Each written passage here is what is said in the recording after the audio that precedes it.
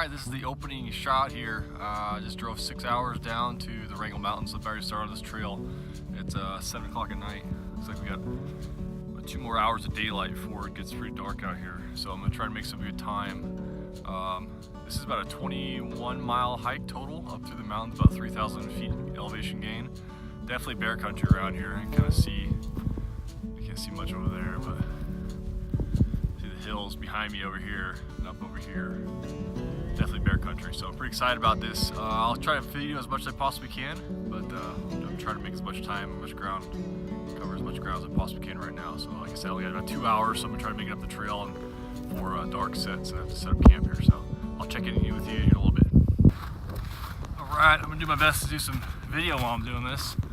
Right now I'm following a creek bed up the valley, about 2 miles in right now. Not too bad at all. Actually, the snow, the ice I'm walking around here, I'll show you, is it's actually real easy walking right here. That's where I'm going. You see up the valley there. I don't know if you see this or not, but I'm following a huge set of wolf tracks. A couple sets actually. Let's pick it up on the camera there. But he's running up and down the valley with me here, so we'll see. Maybe I can run this guy and get a crack at him. Either way, I made pretty good time. It's easy walking so far. It's gonna get tough though as soon as I get up that valley there. It gets pretty steep.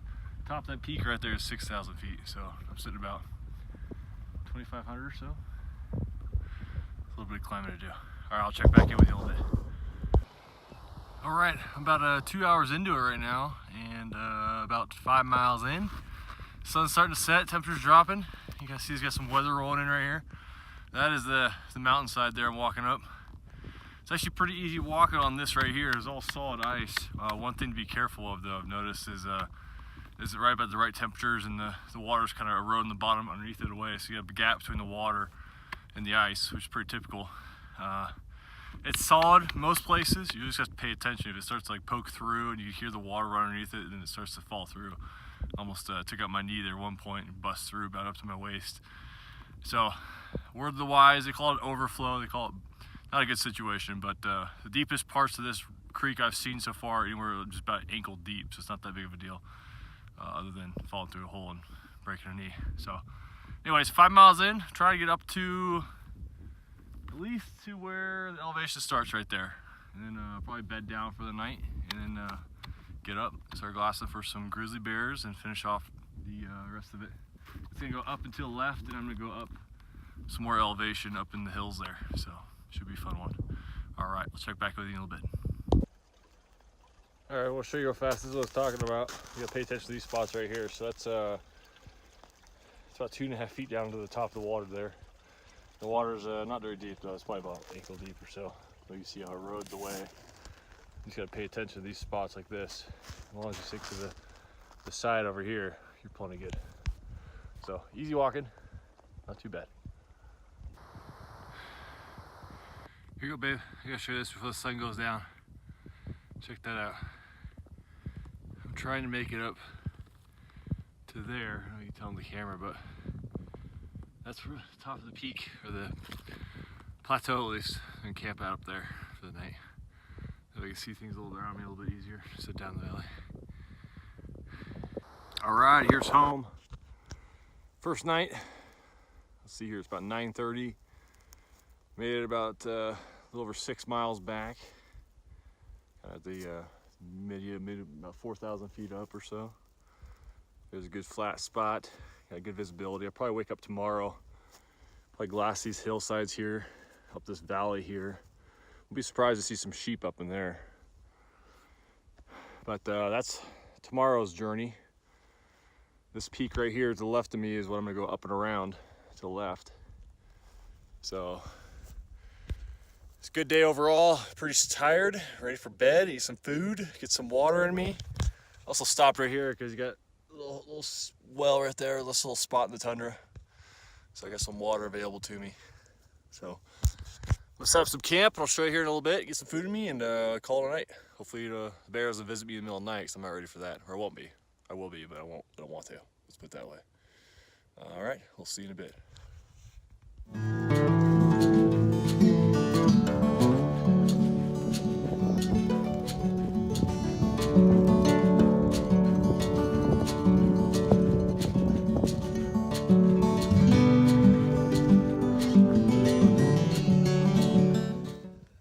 Made about another mile up the drainage here. I already had a pass. I'm gonna throw on some snowshoes here in a second, just because not necessarily for the snow. There's hardly any snow out here. It's mostly just a dusting, but it's getting pretty steep, and this ice is obviously slick. So the snowshoes have a little cramp-on teeth on the bottom. I'm gonna help out get over top this thing here. We see where I came from.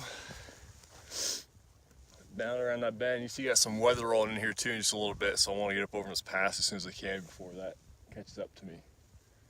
So hopefully be in the downhill slide here and probably make camp. Let's see, what time is it? It's 12:25. I've only been walking for about 2 hours now, so I'm making a pretty good time. This creek bottom is just really easy walking, except for we're starting to get steep now, so I gotta be a little more careful. But it's kind of eerie. You can hear the water running underneath it, but you know, you check the ice with my trekking pole every step, and it's solid. I mean, you definitely have a couple feet at least of ice. I'm not worried about necessarily falling through, but you can definitely hear the water running underneath. So, and I'm sure there's a gap between the ice and the water, so I'm kind of walking on like a ice bridge this whole way up here. So, just gotta be careful and pay attention.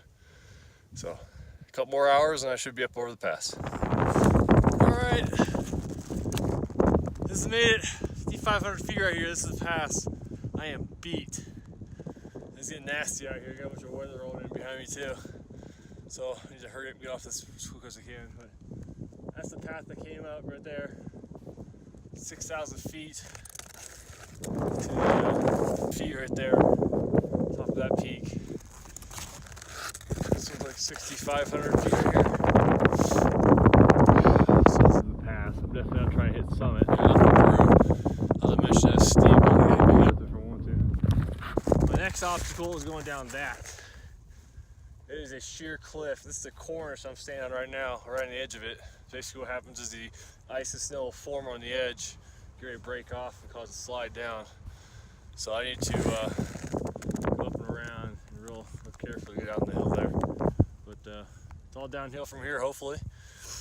Hopefully make some good time now and get out of the snow level here. I haven't seen anything for animals. I can see why. It's pretty nasty up here. So I'll check in with you in a little bit. I'll go ahead and finish up the video on this note here. I didn't really do much filming yesterday just because it got pretty nasty out and I was just smoked. So I hit the pass by about 3 o'clock and had to make it off the pass as quick as I could because it was getting nasty up there and I couldn't make camp there. And by the time I got off the pass and it was decent conditions, I could actually camp out. I was only 6 miles from the road.